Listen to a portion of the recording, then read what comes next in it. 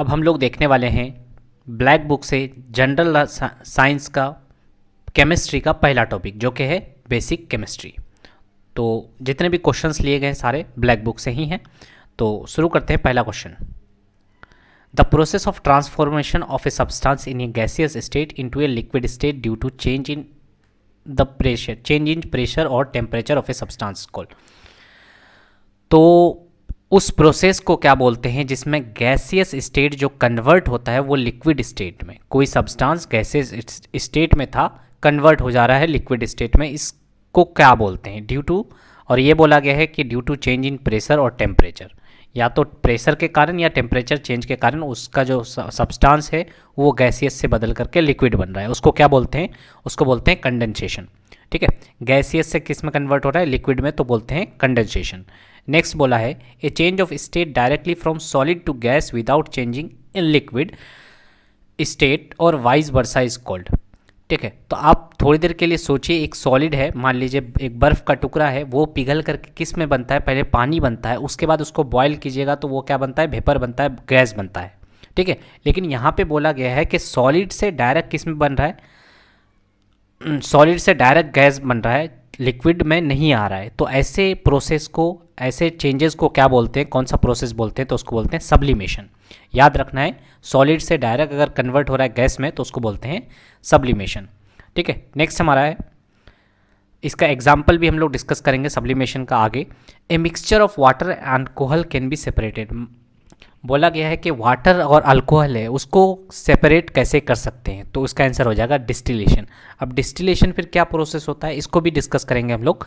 ठीक है, next, is ये नॉट ए केमिकल चेंज। अब केमिकल चेंज का मतलब ये होता है कि ऐसा चेंज जिसको आप दोबारा फिर से रिवर्स नहीं कर सकते।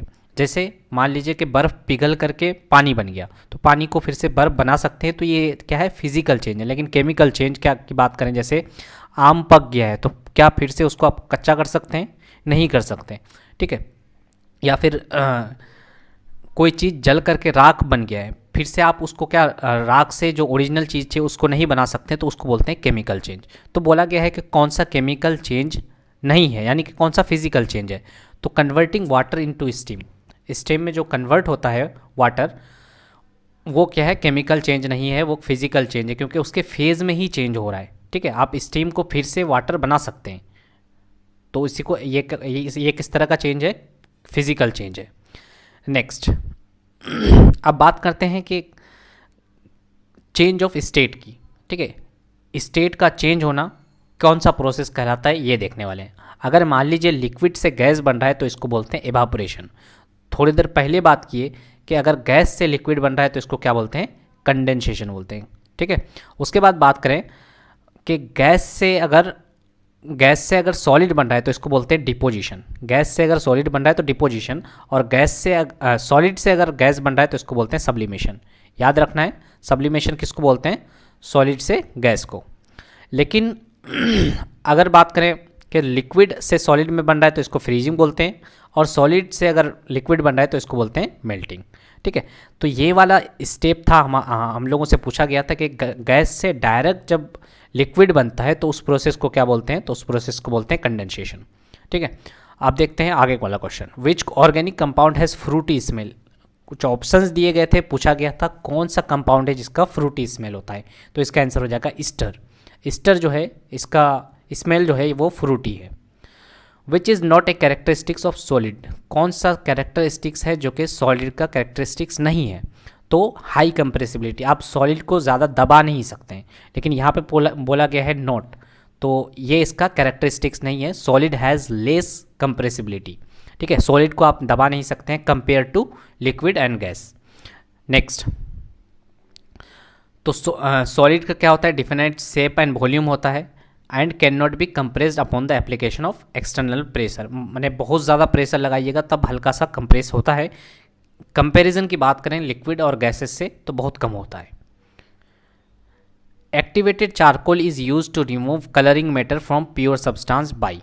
तो एक्टिवेटेड चारकोल देखे होंगे, चारकोल लोग फेस पे भी लगाते हैं, उसका यूज़ जो है is use to remove colouring matters from pure substance by adsorption. ठीक है, अब ये एड्जॉर्प्शन क्या है और एब्जॉर्प्शन क्या है, इसको डिस्कस करेंगे हम लोग। तो एड्जॉर्प्शन में क्या होता है कि particle stick to the surface of other surface. ये क्या करता है कि अदर सरफेस के इसमें ही आता है, ठीक है। लेकिन यहाँ पे एब्जॉर्प्शन में क्या होता है, वो एब्जॉर्ब होता है एक दूसरे के इसमें, particle soak into the bulk of other phase, और यहाँ पे क्या होता है, फेज के सरफेस में ही रहता है, ठीक है। यहाँ पे एब्जॉर्ब हो जा रहा है और यहाँ पे सरफेस में ही रहता है, तो इसको बोलते हैं एड्जॉर्प्शन और इसको बोलते हैं एब्जॉर्प्शन, ठीक है। आगे क्वेश्चन डिस्कस करते हैं हम लोग। Helps in separating cream from milk. तो कौन सा प्रोसेस है जिससे क्रीम मिल्क से क्रीम को अलग किया जाता है, तो इसको बोलते हैं सेंट्रीफ्यूगेशन, ठीक है। ये भी पूछा जाता है कि वॉशिंग मशीन कौन से प्रिंसिपल पे काम करता है, तो ये भी हो जाएगा सेंट्रीफ्यूगेशन, ठीक है, याद रखना है आपको। Next, with the increase in temperature the density of substance in general. अगर बात करें कि अगर हम लोग टेम्परेचर दे रहे हैं किसी सब्सटेंस पे तो उसका डेंसिटी जो होगा वो डिक्रीज हो जाता है। Next, sea water can be purified by the process of. तो सी वाटर को कैसे प्यूरिफाइड कर सकते हैं, इसको बोलते हैं डिस्टिलेशन। डिस्टिलेशन के द्वारा प्यूरिफाई कर सकते हैं। डिस्टिलेशन है क्या, इसको डिस्कस करेंगे हम लोग थोड़ी देर में, ठीक है। अब सुनिए, डिस्टिलेशन होता क्या है कि मान लीजिए वो ये वाटर है जिसमें सॉल्ट वगैरह भी है, ठीक है। तो हम क्या करते हैं, इसको हीट देते हैं। हीट देने से क्या होता है, वाटर भाप बन जाता है, लेकिन हम लोग ऊपर से इसको बंद करके रखते हैं, जिसकी वजह से भाप जो है, वेपर जो है वो इधर की ओर आएगा। तो इसको क्या करेंगे, फिर कंडेंस करवाएंगे। कंडेंसर में क्या होगा, कूल हो जाएगा। जब ये एक कूल होगा तो फिर से क्या होगा, वाटर बन जाएगा, तो हम लोग को प्योर वाटर मिल जाएगा। तो इसलिए बोला जा सकता है कि pure water, we can obtain pure water by the process of distillation, ठीक है। तो सी वाटर को प्योर कैसे कर सकते हैं, डिस्टिलेशन के द्वारा। नेक्स्ट है हमारा, the loss of water of crystallisation to the atmosphere by the compound is termed at.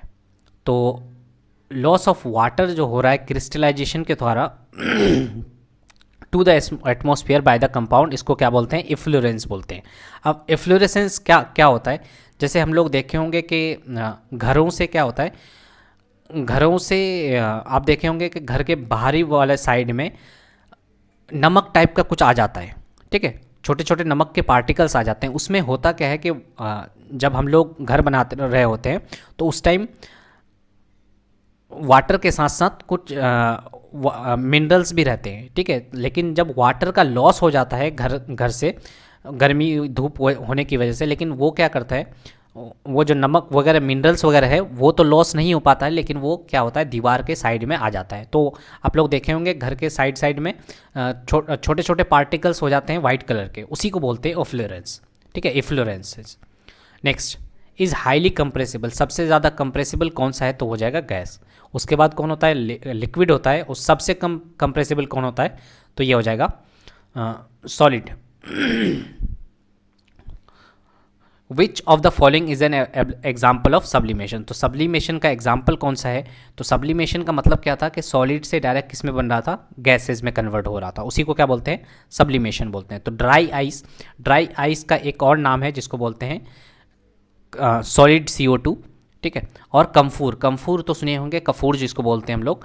तो ये दोनों किसका एग्जाम्पल है, सॉलिड सब्लिमेशन का एग्जाम्पल है। सब्लिमेशन का मतलब जिसमें गैस डायरेक्टली कन्वर्ट होता है, सॉलिड डायरेक्टली कन्वर्ट होता है किसमें, गैस में, ठीक है, उसको बोलते हैं सब्लिमेशन, यानी कि लिक्विड वाला पार्ट नहीं आता है। Next, iron filings can be separated from heterogeneous mixture using the technique of.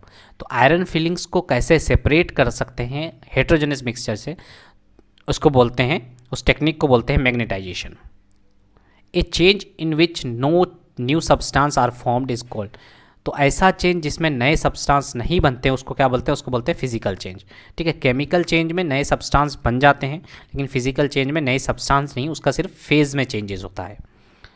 Next, copper is refined by. तो कॉपर जो है, कॉपर को कैसे रिफाइन किया जाता है, कौन से प्रोसेस से, तो उसको बोलते हैं roasting. Next, iodine can be separated from a mixture of iodine and potassium chloride. तो आयोडीन का मिक्सचर है और पोटेशियम क्लोराइड का मिक्सचर है। आयोडीन को अगर सेपरेट करना है तो कौन से प्रोसेस के द्वारा होगा, तो ये हो जाएगा सब्लिमेशन, ठीक है।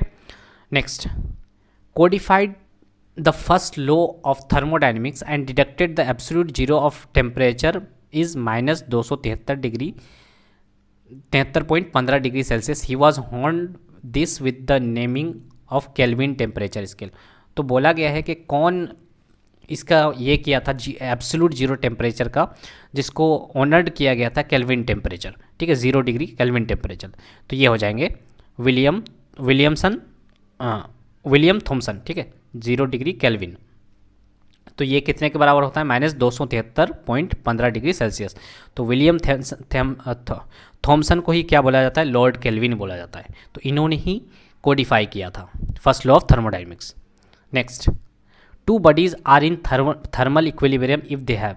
तो थर्मल का मतलब ही होता है हीट। तो थर्मल इक्विलिब्रियम में कब होगा? जब हीट, उन दोनों बॉडीज़ का हीट जो डिफरेंस होगा वो क्या होगा? 0 होगा। तो बोला है two bodies are in thermal equilibrium if they have same temperature. तो क्या हो जाएगा? टेम्परेचर अगर सेम रहेगा तो उसका थर्मल हीट का कोई एक्सचेंज नहीं होगा, तो उसी को बोलते हैं थर्मल इक्विलिब्रियम, ठीक है। What will happen if glass bottles is completely filled with water sealed with a lead end? अब ये बोला गया है कि गिलास बोतल को अगर फिल्ड विथ वाटर कर दें, ठीक है, उसके बाद उसको ठंडा करते हैं तो क्या होगा? ठीक है, तो क्या होगा? Eventually the ice will burst the glass बोतल। तो ठंडा करने पर क्या होगा कि वाटर जो है वो एक्सपांड करता है, ठीक है। तो ये दिमाग में बैठा लेना है कि वाटर जब फ्रीज होता है तो उसका जो वॉल्यूम होता है वो एक्सपांड करता है, जिसकी वजह से ग्लास क्या हो जाएगा? ग्लास बोतल क्या हो जाएगा? फट जाएगा। Next, the melting point of ice in kelvin. तो मेल्ट का मतलब पिघलना होता है। तो पिघलेगा कब?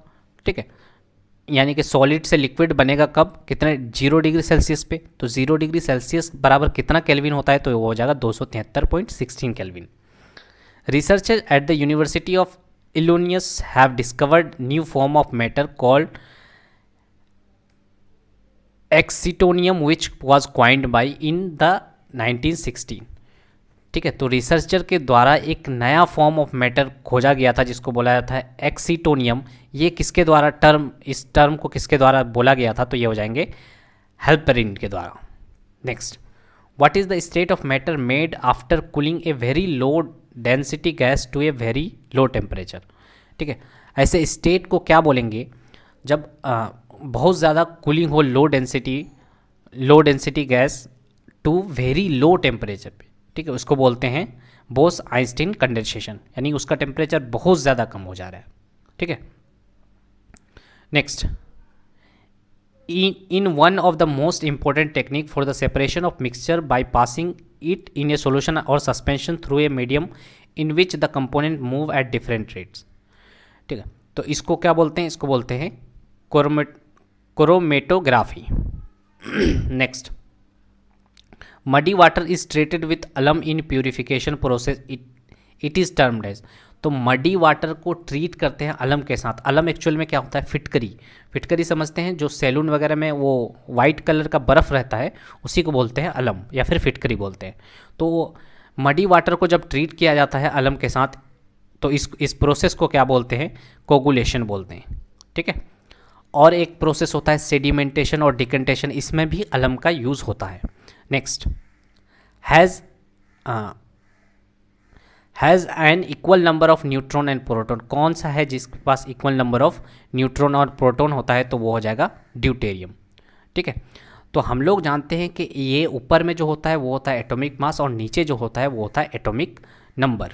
ठीक है, तो ड्यूटेरियम में एटॉमिक मास कितना है? 2 है, और बात करें एटॉमिक नंबर की तो वो 0 दिखा रखा है। ठीक है, और ऊपर में जो होता है वो क्या होता है? वो होता है नंबर ऑफ प्रोटॉन, और इसको अगर माइनस कर देंगे 0 से, यहाँ पे 0 है तो 0 एटॉमिक मास को अगर एटॉमिक नंबर से माइनस कर देते हैं तो नंबर ऑफ न्यूट्रॉन निकलता है।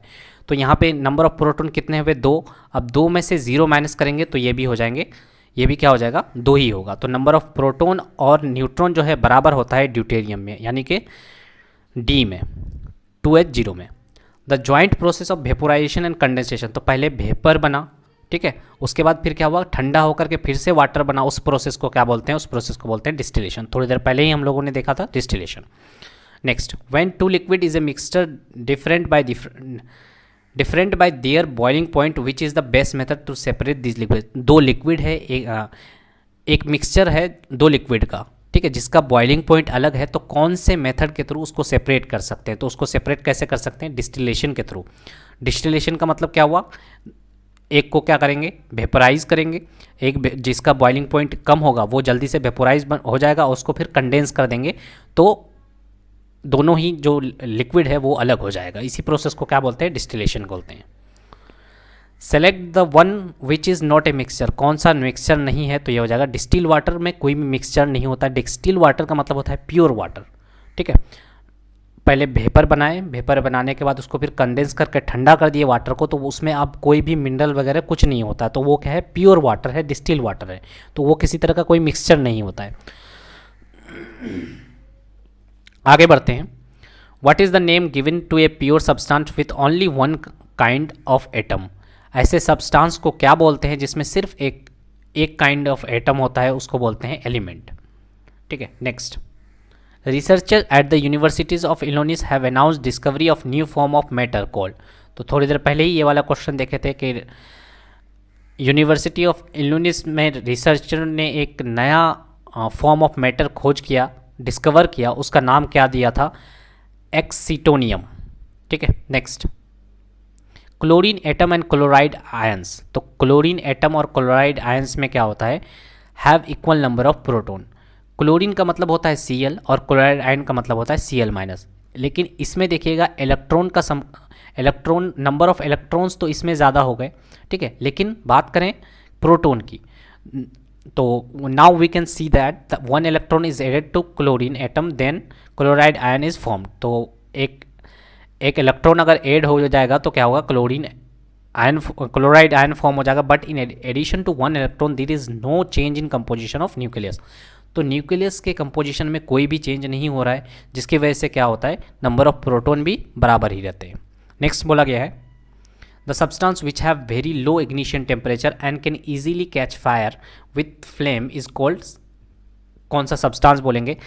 जिसका इग्निशन टेम्परेचर कम होता है वो क्या होता है? वो जल्दी से जल जाता है कोई भी चीज़। ठीक है, जिसका इग्निशन टेम्परेचर कम है यानी कि वो जल्दी से जल्दी उसमें आग पकड़ लेगा, तो ऐसी चीज़ को क्या बोलते हैं? ऐसे सब्सटेंस को क्या बोलते हैं? उसको बोलते हैं inflammable.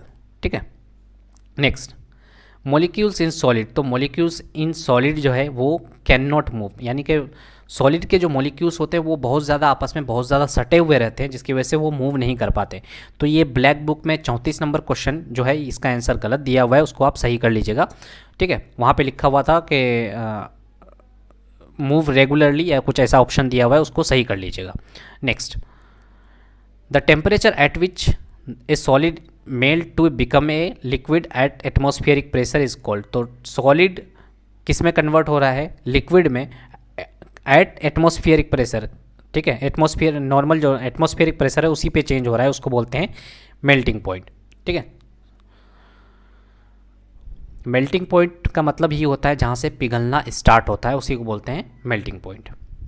What is the mass of 1 mole of a substance in grams is called.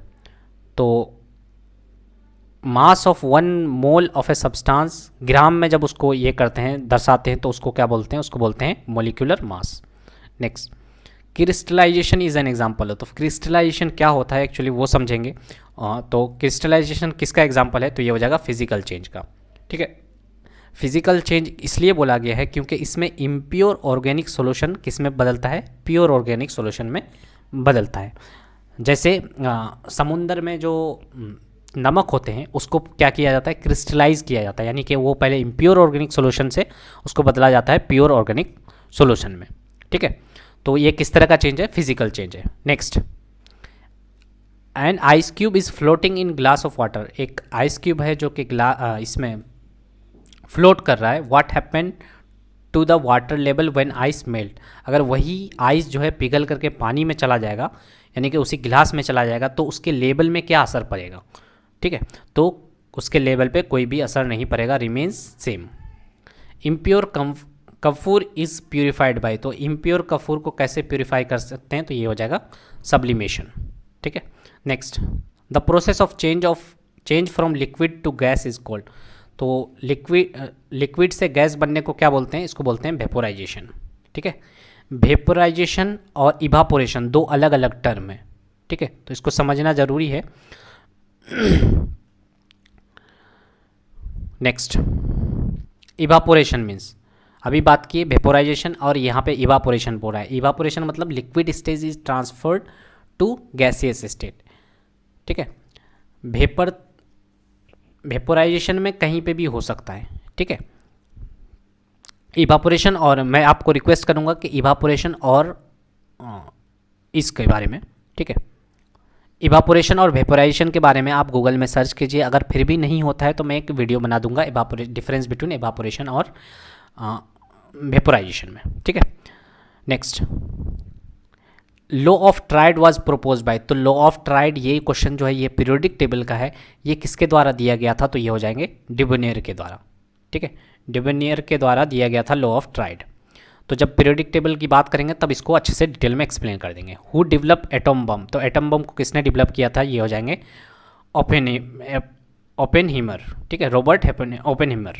Next, the presence of cobalt in vitamin B12 was stabilise for the first time by, तो विटामिन B12 में cobalt भी होता है, इसका presence जो है वो किसके द्वारा स्टेबलाइज किया गया था, तो ये हो जाएंगे किसके इस द्वारा ये किया गया था, तो ये हो जाएगा स्पेक्ट्रोस्कोपी। स्पेक्ट्रोस्कोपी के द्वारा पता चला था कि विटामिन B12 में कोबाल्ट भी होता है।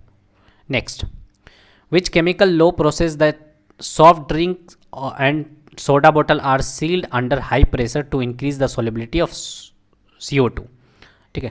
कौन सा लो प्रोसेस कहता है कि सॉफ्ट ड्रिंक को और सोडा बॉटल्स को क्या करते हैं, सील कर देते हैं बहुत ज़्यादा हाई प्रेशर में to increase the solubility of CO2, यानी कि CO2 जो उसमें डाला जाता है वो ताकि आसानी से घुल जाए, उसमें सॉल्युबल हो जाए, तो इसके लिए है हेनरीज लॉ, ठीक है। तो ये याद रखिएगा कि हम लोग जो सॉफ्ट ड्रिंक पीते हैं उसमें CO2 होता है, ठीक है, जिसकी वजह से वो झांक वगैरह बनता है। Next, state that for a solution of volatile liquid the partial vapour pressure of each component of the solution is directly proportional to its mole fraction present in solution. तो ये बोला गया है कि partial vapour pressure of each component of the solution is directly proportional, यानी कि partial vapour pressure is directly proportional mole fraction present in the solution. तो ये कौन से लॉ के द्वारा बोला गया था, तो ये हो जाएंगे Raoult's law. Next, the value of Avogadro's number, तो एवागाड्रोज नंबर का वैल्यू कितना होता है, 6.023 इंटू 10⁻23 होता है, याद रखना है 6.023 into 10⁻23। Who develop hydrogen bomb, तो किसके द्वारा किया गया था, एडवर्ड टेलर के द्वारा, ठीक है। हाइड्रोजन बॉम्ब किसके द्वारा किया गया था, एडवर्ड टेलर के द्वारा। हु डिस्कवर्ड, पहला बोला गया है इलेक्ट्रॉन किसके द्वारा, प्रोटॉन, उसके बाद न्यूट्रॉन, तो इलेक्ट्रॉन तो J.J. थॉमसन, प्रोटॉन की बात करें तो रदरफोर्ड और न्यूट्रॉन की बात करें तो Chadwick. Next, J.J. Thomson receive the Nobel prize, Nobel का स्पेलिंग गलत लिखा गया है, Nobel prize in physics for the discovery of, तो J.J. थॉमसन को नोबेल प्राइज मिला था किस चीज़ की डिस्कवरी के लिए, तो ये हो जाएगा इलेक्ट्रॉन का डिस्कवरी के लिए। Who discovered the structure of an atom, atom का जो स्ट्रक्चर है वो किसके द्वारा डिस्कवर्ड किया गया था, तो ये हो जाएंगे रदरफोर्ड के द्वारा, ठीक है, रदरफोर्ड जिन्होंने प्रोटॉन की भी खोज की थी। Next, who is credited with the discovery of neutron, तो पहले वाला ही क्वेश्चन है कि न्यूट्रॉन किसके द्वारा डिस्कवर किया गया था, तो ये हो जाएगा चैडविक के द्वारा। हु डिस्कवर्ड इलेक्ट्रॉन, तो ये हो जाएंगे J.J. Thomson. What is the first element discovered by Marie and Pierre Curie, तो मेरी क्यूरी और पेरी क्यूरी के द्वारा जो फर्स्ट एलिमेंट डिस्कवर्ड किया गया था ये हो जाएगा पोलोनियम।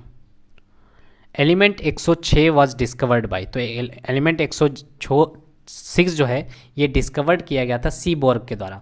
तो इस एलिमेंट का नाम फिर क्या है, क्योंकि डिस्कवर्ड किया गया था सीबोर्ग के द्वारा इसलिए इसका नाम रखा गया है सीबोर्गियम, ठीक है, याद रखना है सीबोर्गियम 106।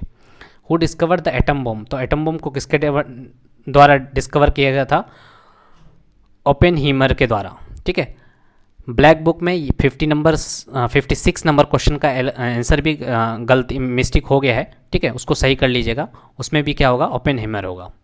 Next, J.J. Thomson proposed model of action is generally called, तो इस मॉडल J.J. थॉमसन का जो मॉडल था उसको क्या बोला गया था, तो हो जाएगा plumming and pudding. Who invented dynamite, dynamite किसके द्वारा इन्वेंट किया गया था, तो ये हो जाएंगे अल्फ्रेड नोबेल, तो याद रखना है अल्फ्रेड नोबेल के द्वारा डायनामाइट इन्वेंट किया गया था। Who is widely considered as the father of modern chemistry. Father of modern chemistry किसको बोलते हैं, तो ये हो जाएंगे एंटोनी लेवोजियर। तो लेवोजियर याद रखिएगा, father of modern chemistry. Next है हमारा who is known as father of Indian chemistry. तो फादर ऑफ मॉडर्न केमिस्ट्री की बात करें, अब फादर ऑफ इंडियन केमिस्ट्री की बात करते हैं, तो ये हो जाएंगे पीसी रे। ठीक है, पीसी रे जो है फादर ऑफ इंडियन केमिस्ट्री। तो ये सारे क्वेश्चंस थे जो कि बेसिक केमिस्ट्री थे से बेसिक केमिस्ट्री से हैं, ठीक है, जो कि ब्लैक बुक में दिए गए हुए थे। तो इसके बाद देखेंगे हम लोग अगला टॉपिक